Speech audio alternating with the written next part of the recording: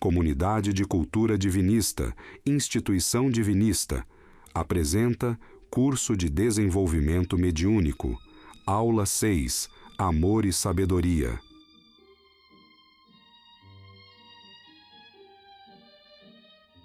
Amai-vos uns aos outros, e para todos os efeitos, lembra-te de que o amor é o instrumento máximo de elevação consciencial.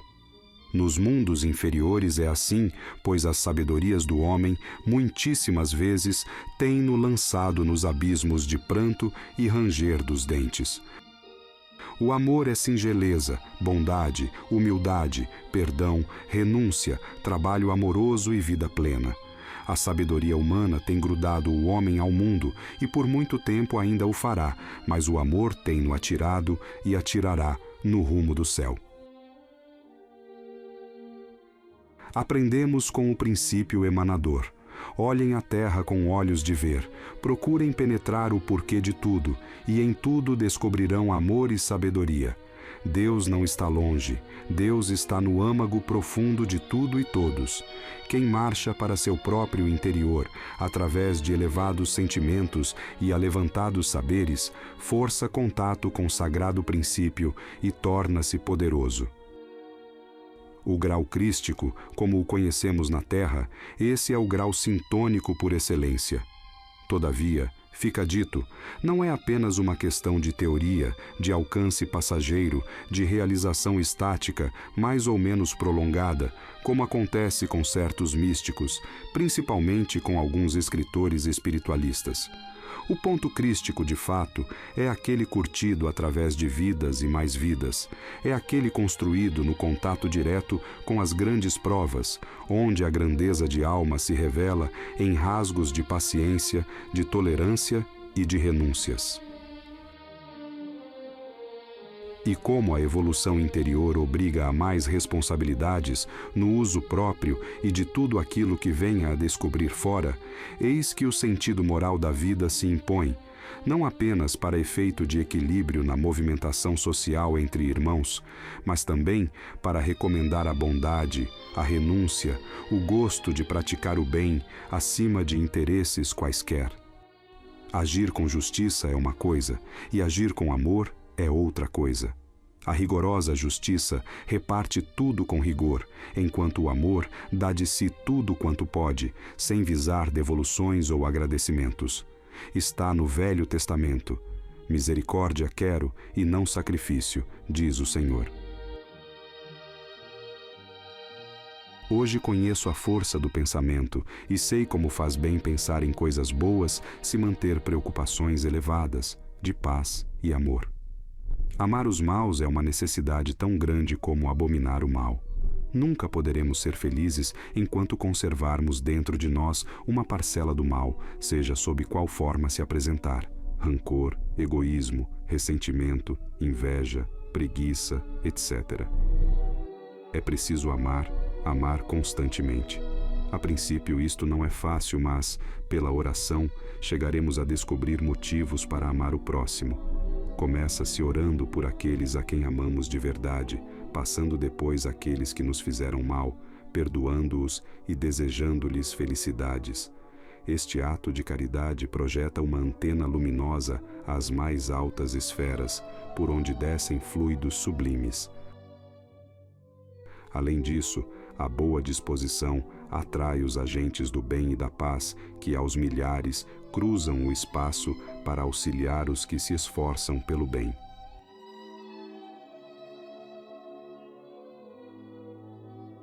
Resta aqui prestar homenagem ao bem-fazer, ao amor posto em prática nos atos sociais, porque aqueles que tenham exercitado a bondade se perdem na certa com as idolatrias ou com os escapulários comprados à guisa de absolvições, ganham na certa pelo amor posto em prática. Tudo é questão de atingir o devido grau de compensação vibratória, de movimentar no bom sentido a lei do peso específico.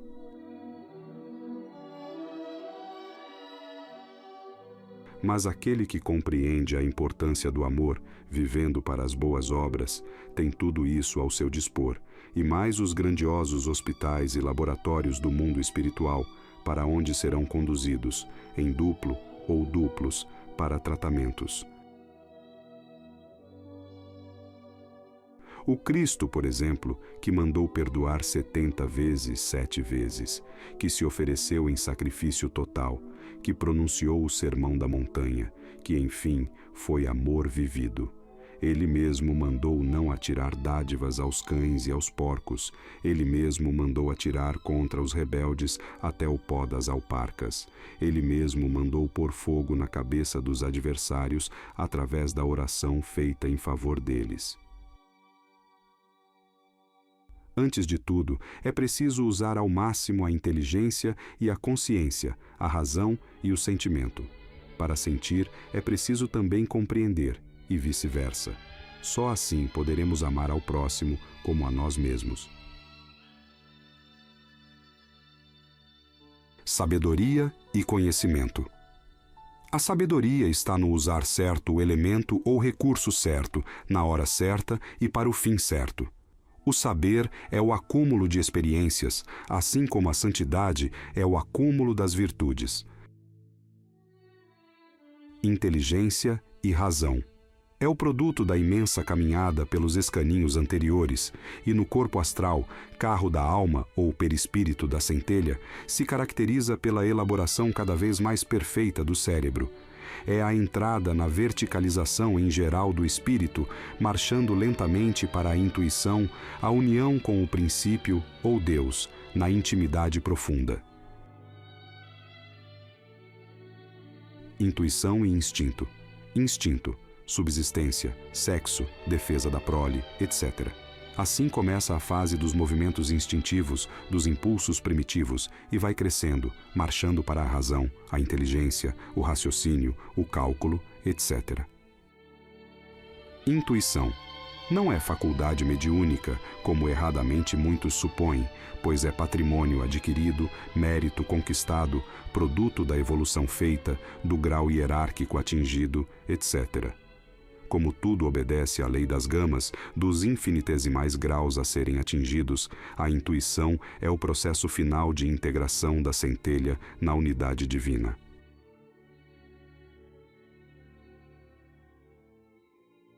Discernimento. A lei da dialética em tudo reina, a força dos contrários embeleza o universo. Graças a ela, podemos analisar e discernir, confrontar e deduzir, vindo a amar o profundo mecanismo das leis divinas. Graças ao poder da dialética ou da força dos contrários, podemos pensar muito e muito avançar, procurando discernir até onde possa ir o livre-arbítrio e quando deixe de ser atuante o supremo determinismo. Sabendo que tudo é parte do supremo determinismo, ficamos então mais credenciados para respeitar religiosamente ao poderoso direito de relativo livre-arbítrio. O homem, para entender, precisa fracionar. Para fracionar, só apelando para o senso discernitivo. E discernir sem ser por etapa será do poder humano? É certo existirem no mundo uns crentes em si mesmos, uma certa classe que pensa com isso fazer mais e melhor. Porém, no fundo desse cabotinismo, saiba-se, está sempre alguém que dele fez mercado ou meio de vida. De resto, todo homem deve gostar de progredir, uma vez que sua rota natural é a do progresso. Sem esse desiderato, só mesmo focalizando o homem pela objetiva do taradismo. E quem fala ungido por uma tara qualquer, por um vício extra-recalcado, não vale por um homem.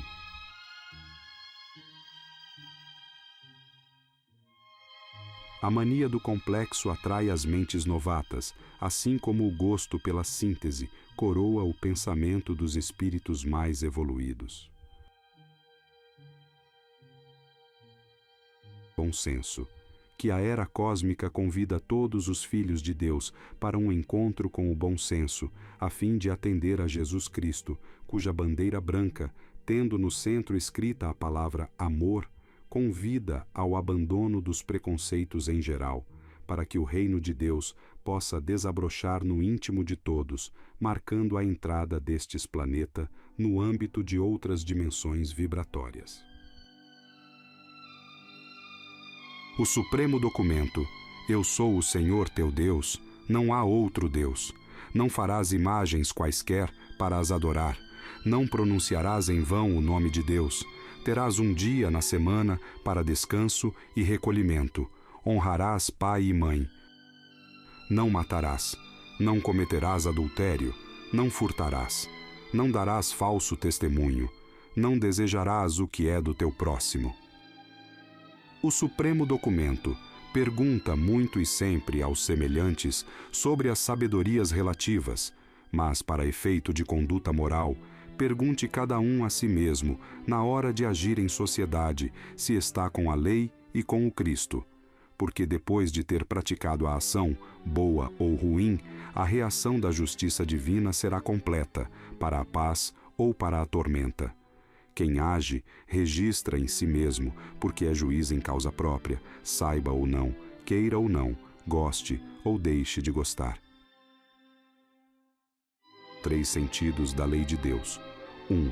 A moral absoluta que contém, cuja extensão vai à adoração de Deus em espírito e verdade, fato que implica na evolução total da mônada espiritual, ou sua integração no grau crístico ou cósmico, acima de mundos e de formas, pois isso representa ultrapassar a lei de reencarnação ou de sujeição às injunções planetárias.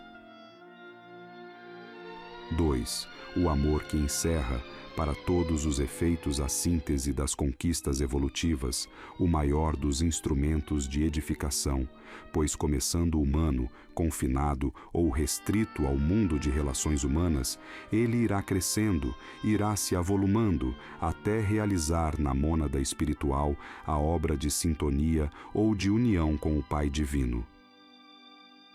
3. A revelação que lhe foi o veículo, pois a lei foi várias vezes transmitida e retransmitida no curso dos tempos e das raças. Em sua unidade, portanto, a lei de Deus contém 3 sentidos inamovíveis, que são a moral, o amor e a revelação. Em matéria de doutrina, conseguintemente, a mais perfeita será sempre aquela que mais se aproxima da lei e do divino modelo apresentado por Deus para servir de caminho, verdade e vida. O sentido moral da vida. Na unidade fundamental, ou Deus ou Pai Divino, tudo está. Naquilo a que chamais criação, que realmente é apenas emanação, pois Deus nada tira do nada, mas de si mesmo, é que vão se evidenciando as chamadas virtudes divinas, ou qualidades, ou valores, ou lá como queirais denominar, porque, como já dissemos, conceituar é direito vosso, para uso vosso, em questões de investigar, encontrar valores, denominar e aplicar, em benefício de vossas necessidades. Jamais poderia a centelha espiritual evoluir no seio dos mundos e intermundos, sujeita às mais complexas conjunturas ambientais ou mesológicas, sem vasculhar as leis e os elementos de que está circundada, e assim vir a usá-los ou aplicá-los em benefício próprio e dos circunstantes. Simplesmente importa que pensem nisso.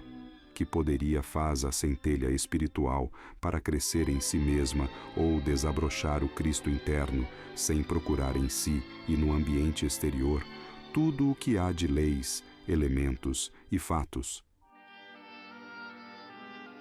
E como a evolução interior obriga a mais responsabilidade no uso próprio e de tudo aquilo que venha a descobrir fora, eis que o sentido moral da vida se impõe, não apenas para efeito de equilíbrio na movimentação social entre irmãos, mas também para recomendar a bondade, a renúncia, o gosto de praticar o bem, acima de interesses quaisquer.